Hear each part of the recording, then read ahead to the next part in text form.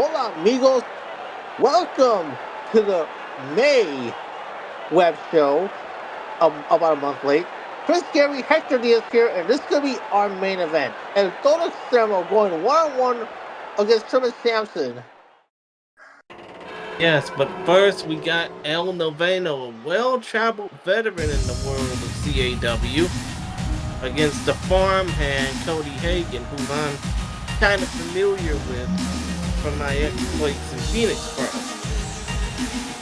Well, one thing isn't Cody Hagen part of this one group called History? I don't think he is, not that I would know of. But still though, here's El Noveno, who obviously has been in the XGWL for 2 years now, and has amounted to being anything but unsuccessful. Well, one thing don't call it a comeback. He's been here for years. Yeah, of course. And it's been a couple of years since he last been in my promotion, Blacklist CAW, where I think I remember last time out, he squashed Jimmy Jimenez in 8 seconds, and yes, I am looking forward to booking him down the line. The one thing about El Noveno, he's a bit of an enigma because he's very talented in the ring. His fighting style is very exciting here for all the fans that are watching. Yes, and of course, he's won championships just about everywhere he's been. OCBF, RCWE, WIWA, AIR, whatever that is, CXWI, the People's Global Wrestling, NCWL, Nexus Pro. I can name on, but more importantly than all that, he runs his own promotion in the Anarchy Wrestling Association of Paul. And he basically would love nothing more to represent them than to get a win here against the farmhand. Well, one thing about Cody Hagen, he's a pretty big deal. That he's also part of Phoenix Pro, but look at the size of it: 6'8", 280 pounds. In Fort Worth, Texas, the Stockyard City, the 817, as some people locally call it. You see Cody Hagen, who's normally basically rocking gold and blue and yellow, gold and black, yellow and black in Phoenix Pro. Here he is rocking some type of, all very badass gimmick. Sure. I mean, I don't blame him for trying out these things. Because how often do people in CAW and pro wrestling reinvent themselves?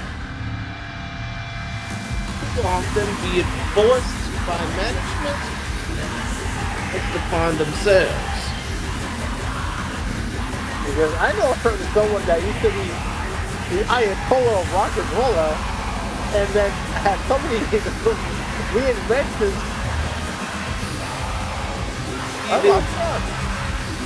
Don't get started, because there's a certain bounty hunter that I'm a fan of that I just can't stand of him being around.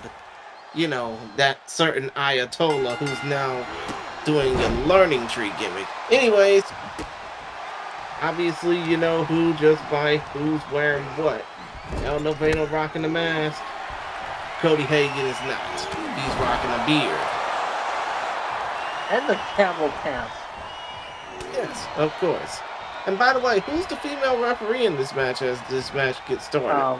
That is Maria Lopez, younger sister of senior official Juan Lopez. Oh, right, of course. And she is her keep and paying her dues here. As right now, as we see the camera changing up, Cody Hagen is really trying to take control after getting so many phenomenal moves done to him early on. Nice. Yes, you the leverage on. But how did El Noveno get up so quickly after that? He no-sold. That's just the honest truth here. He no-sold that. It's like he felt no pain off of that. Oh my God. Ooh. See, this is what I'm talking about with how exciting El Noveno is. Exactly. And oh, X Factor to the outside. Or just simple, sit out face buster. Whatever. And right now, El Noveno taking the early momentum here, the early advantage, if you will. At least he's trying. I mean, no, I wouldn't say he is trying because El Noveno is a seasoned vet compared to Cody Hagen, who is really barely starting out. Well, the one good thing about Cody Hagen, he has a lot of upside. I mean, come to think of it, oh, wait a minute. Multiple rotation spiral bomb. Doesn't that remind you of a certain finishing maneuver? Yes, it does. Pretty much so. It's right now. The trap arm crossface is being locked in by Cody Hagen, but Cody is basically getting blocked out. Because that's the one thing that Cody Hagen's going to need more experience to be able to lock in that submission hold. Ooh, an innovative take on the spine buster right there by Hagen. Cover one and only. Because at this point in his career, Cody Hagen is more raw talent than that talent is polished. Yes, of course. But you have to think about it. The more Cody Hagen can learn over time, he got kicked in the skull right there. He didn't feel a damn thing.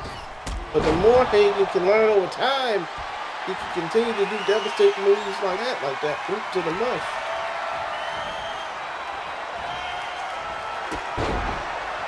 Oh, nice counter by El Noveno with that drop kick to the knee.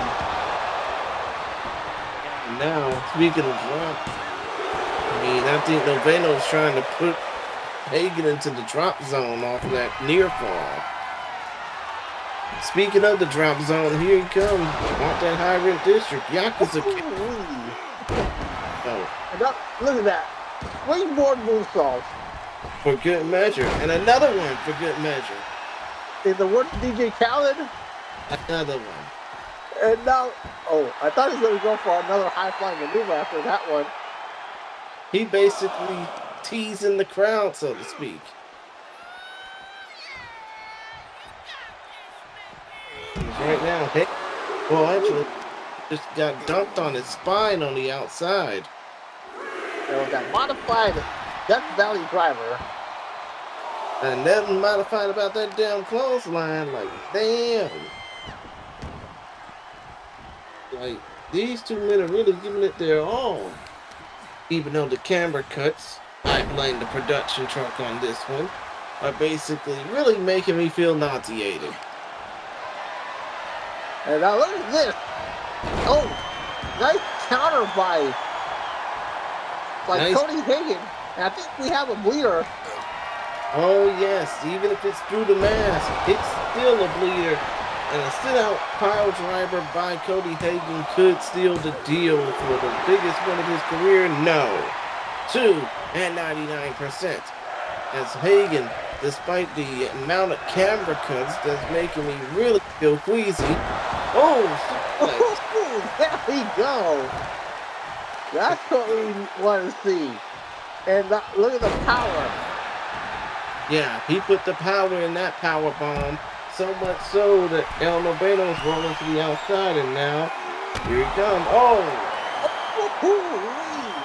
That's that body splash off the top rope. And another counter by El Noveno.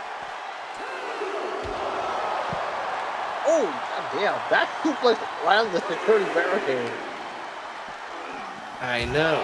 And kind of think of it, considering that this is a bit of a lull in the action, even though the action is hot and intense. I mean, who do you think would be a future match for El Noveno down the line? Let's see. I honestly think that maybe a Tamari Nito, maybe a JC Wolf further down the line. Maybe I would say um, El Toro Extremo. Well, hey, I mean, considering the fact that El Noveno already has history with one of Jamari Mito's so-called family members. Oh, wait a minute. Oh, I think you just twisted inside out. No time for talking about other things. I think it's over. El Noveno's going to have plenty to look forward to going back to the drawing board. But Cody Hagen, wow, he took that win out the palm of Noveno's hands. Absolutely, amigo. It's power that was able to get a good stronghold in the match. Exactly. And again, El Noveno, for all the hype surrounding him and his career, he's going to have to go back to the drawing board and shake this loss off. As we have our main event coming up, Sherman Samson, the former XGWL Ultimate World Heavyweight Champ versus El Noveno versus El Toro Extremo. The Thirst Mutilator. It's like riding a dinosaur attached to a rocket ship. It's made with 100% concentrated ray. You can tell when you open the can because it's extremely loud, and by loud I mean tasty. It tastes like a locomotive full of screaming babies crashing into an aircraft carrier, and the aircraft carrier is on fire. Which sounds really exciting because fire is very exciting, but it's not more exciting than Brondo because Brondo is more exciting than a fist fight with a grizzly bear.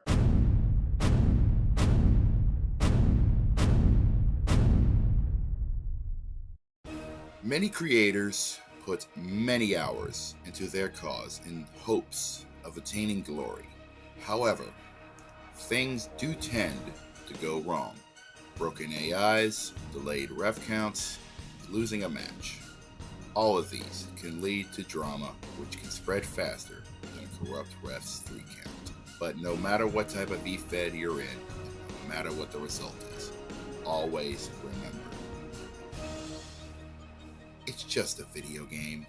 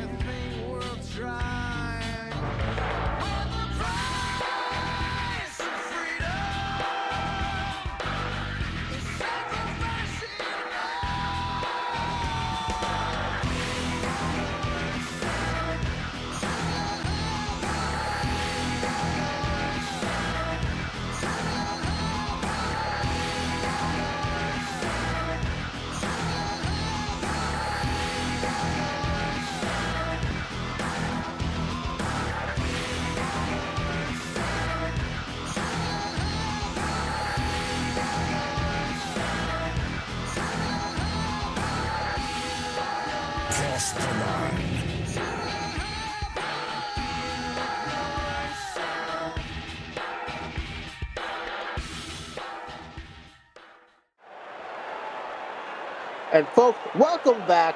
Hector Diaz, Chris Gary, and this is our main event for the May web show, even though it's a month late, as the current leader of the Anarchists, and Toro Extremo taking on the former leader, Sherman Samson. Ah, yes, of course. There has been some real turmoil. I mean, even though the XGWL hasn't had a show in forever, there has been a lot of turmoil between Sherman Samson and the Anarchists. A lot of changes también, because in that short while, they were trying to find their footing, like who's going to lead the group, and Toro Extremo was the one to take the mantle even though that AJ Cool was the first leader of the group. Come to think of it, why wouldn't he? He's the actual bigger member of the group, and he's seen people like Rick Acid leave because of differences. So, he just wants to be the main one holding the group together. Because one thing, at their peak, they were running 7 strong. Oh yeah, and they had championships aplenty. Absolutely. There were 7 members of the Anarchists, but now they're down to 5. Well, yeah. Of course. Not pictured Blake Stone and the Electro Inferno. As we see the former Ultimate World Heavyweight Champion making his way down to the ring, a newer, changed version of Sherman Samson, if you will. Well, one thing is that I'm really liking this redemption arc that Sherman Samson has taken to try to regain his momentum that he lost when Trey Steele beat him for the XGWL Ultimate World Championship at Global Warning 5. That was over how many years ago again? About 2. I see. I mean, I would say it would probably be as long as Sherman Samson's dedication to lightning. But don't tell him I said that, though. I'm pretty sure he knows of a certain former New Yorker that's really in love with that particular character. You know who. I know exactly what you're referring to. I know I'm a bit in the dark about these things, and sometimes I'm glad, but that's just me talking. Understood.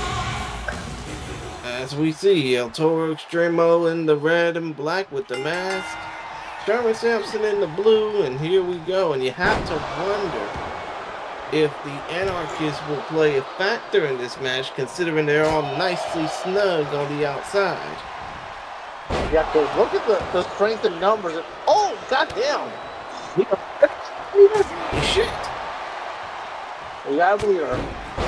Of course.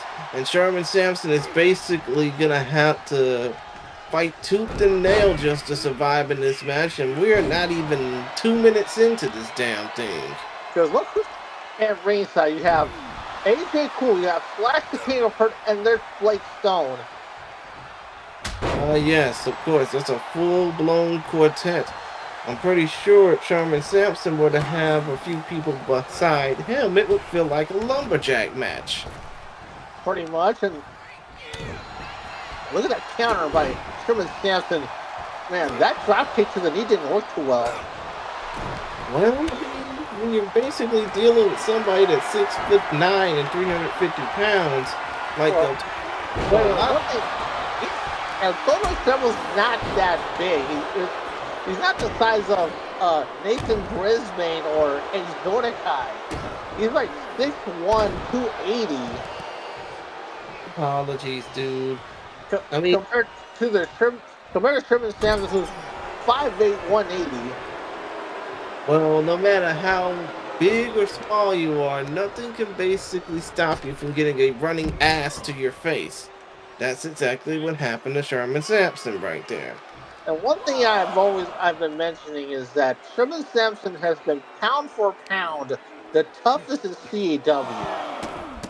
Yeah, he's proved that just about everywhere he's been. CCL, Anarchy Championship Wrestling. A lot of those places actually carry him, including the XGWL. And also Ron Intro and the other CW leagues like Aggression Championship Wrestling. Damn. Why does El Toro find that? I don't know. Big risk, little reward in that case. Right now, Sherman, the Ronin Pro veteran, is basically hyping it up for the crowd. And wait a minute, what the hell? What is that doing? Get Is out of the ring! trying to get his man disqualified? What the fuck is wrong with him? Rank the numbers, amigo. I mean, that's pretty much the only way I can think I can put it.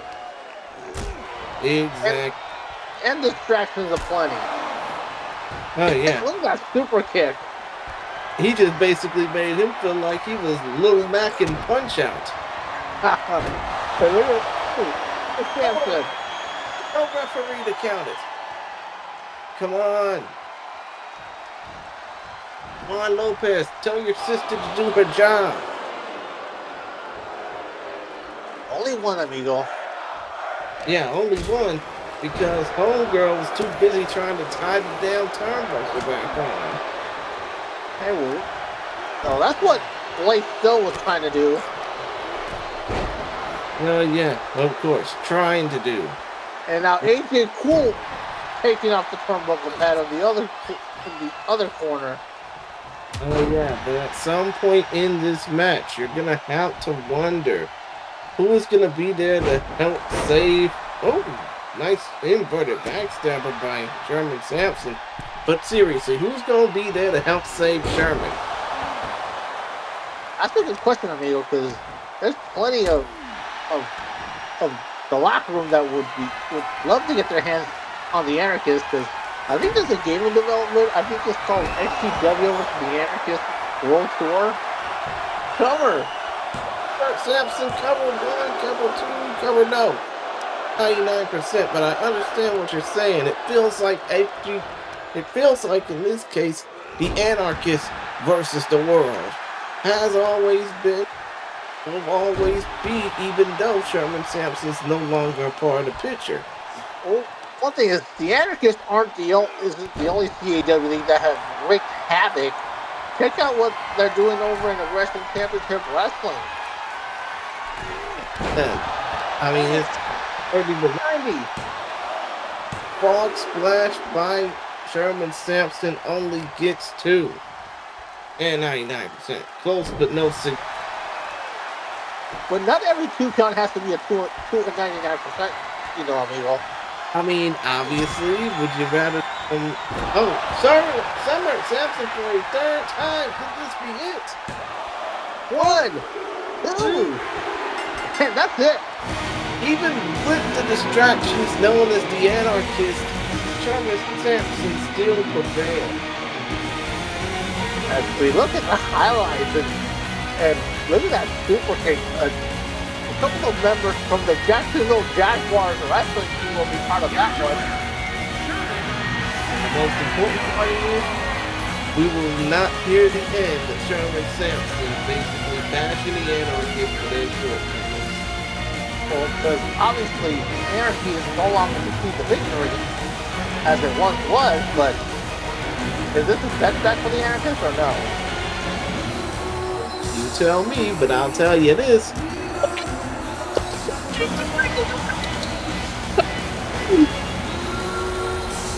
So, for Chris Gary, this is Hector Diaz. Thank you, todos, for watching, and como siempre, we'll bid you guys adios, and we'll see you next time.